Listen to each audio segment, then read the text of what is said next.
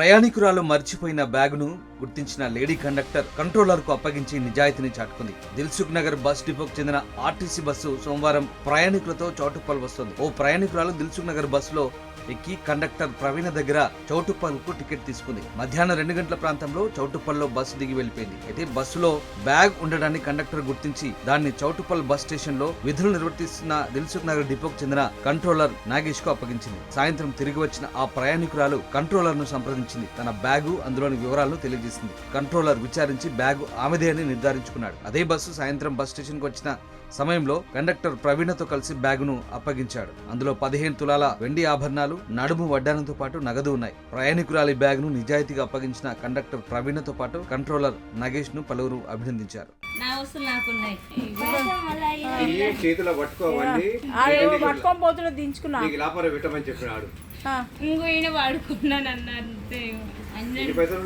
ఇల్లు 500 పెట్టిన అట్టనే ఉంది. అది ఇవి అంటే ఇక గాజులు అవి ఉన్నాయి, కవర్లు అట్టనే ఉంది. కవర్ ఇది గొలుసులు చెప్పుతుంది.